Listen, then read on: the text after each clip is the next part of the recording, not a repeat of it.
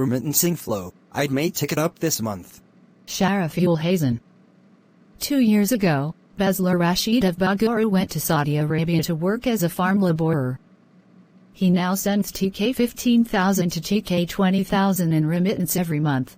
His wife Mabubba Begum said although her husband could not send her the money in March due to lockdown in Saudi Arabia among other reasons, she received TK 20,000 in April.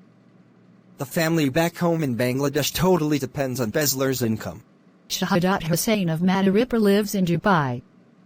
There, he runs a small business employing a few other Bangladeshis.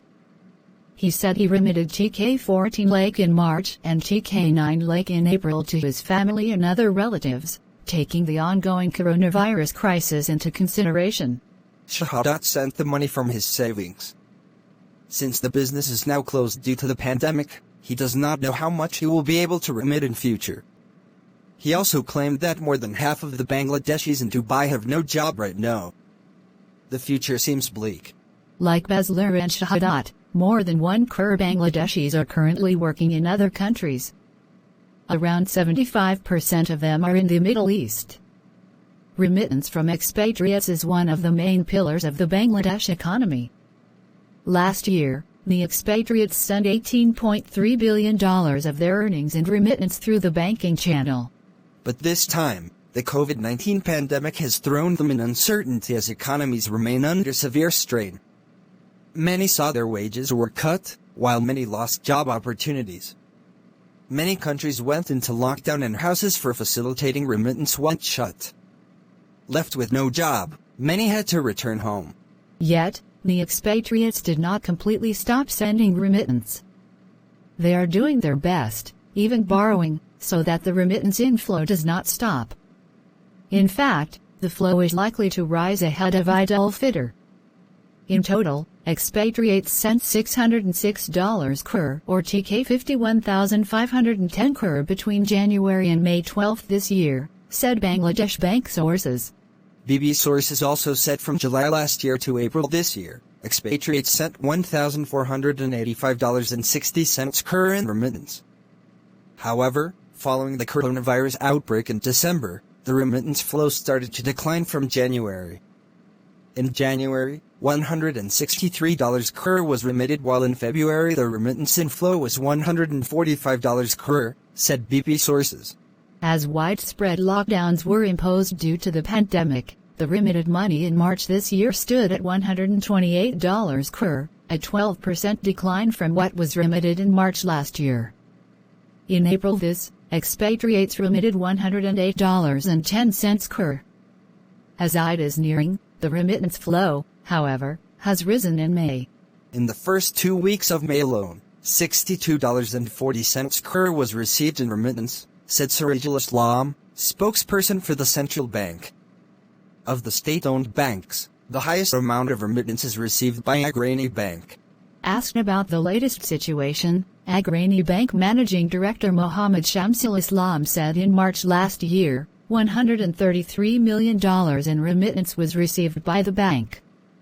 In March this year, the amount, however, increased to $156 million, he said. But remittance flow declined in April this year compared to what was received in April last year, he added. Whereas $141 million was remitted through the bank in April last year, the amount stood at $90 million this April, he added. There is no doubt that the drop in remittance flow is linked to the coronavirus pandemic, he said, adding that many houses used for sending remittance were now closed in different countries. He said they have launched an app to make remitting money easier for the expatriates. Now, expatriate Bangladeshis in Singapore can use the app to send money home. He hoped that the remittance flow will increase as Eid is nearing. Bangladesh earns the highest remittance from Saudi Arabia. The Gulf country hosts about 15 to 20 lakh Bangladeshis. In the last fiscal year, more than $3 billion was earned in remittance from Saudi Arabia alone. However, many Bangladeshis there are now passing days in hardship. Electrical mechanic Mohammed Ali of Natwari has been running a small shop in Saudi Arabia for the last 2 decades. 5 Bangladeshis work at the shop. They said they were having limited work opportunities since the coronavirus crisis emerged. They added that although some were still able to send money home from their savings or by borrowing, others were not that fortunate. Another reason why the remittance flow has declined is that many of the houses for facilitating remittance by expatriates are now closed. Salim Sharir of Chattergrams and Wara works in a ship owned by a Japanese company. He said he sent money from Singapore via his company. Asked about the amount he remits, he said he has parents, wife, and 2 children back home. They can meet their expenses for 2 to 3 months if $1,000 is sent, Salim said, adding that he, however, sent an additional amount due to the crisis night. Also, one of his family members is sick. The top 15 countries, from where Bangladesh earns remittance, are Saudi Arabia, the UAE, the United States, Kuwait, the United Kingdom, Malaysia, Oman, Qatar, Italy, Bahrain, Singapore, South Africa, France, South Korea, and Jordan.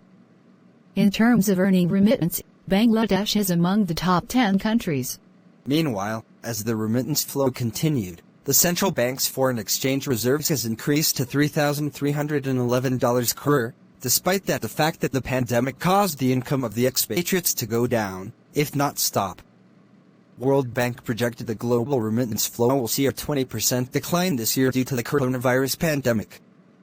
Bangladesh will see a 22% drop in its remittance earnings. Already, the downturn has started to become visible. Zahid Hussain, lead economist of World Bank Bangladesh, said the countries from where Bangladeshi expatriates send remittance were still experiencing lockdown situation. He said many expatriates got infected with coronavirus. Besides, many others have been left without work opportunities while many of them have returned home. He said remittance earnings, however, may increase this month due to Eid al-Fitr. However, the overall remittance earning this year will decline, he added. Asked how the crisis could be tackled, Zahid said, diplomatic efforts can be taken so that expatriates don't have to return home after losing jobs. The countries where expatriate Bangladeshis are living have to be convinced that they will need foreign workers in future. Apart from 6 state-owned and 2 specialized banks, 40 private banks, their branch offices across the country, agent banking, mobile financial service (MFS) providers and different other private organizations reach expatriates' hard-earned money to their family members. Special incentive has been rewarded since July 1 last year to increase remittance flow through the authorized channel. Now, expatriates receive TK2 as incentive for remitting TK100. As a result, remittance flow has been on the rise since July. Recently, the Bangladesh government has announced giving 2% cash support without scrutiny for sending $5,000 or TK5,000,000 to overcome the downturn in remittance flow caused by the pandemic. Earlier, the government provided such cash support against up to TK1,50,000. On May 12, Bangladesh Bank issued a gazette in this regard. Ahmed Munira Salihin, Secretary at Expatriates Welfare and Overseas Employment Ministry, said migrant workers are a lifeline for Bangladesh's economy.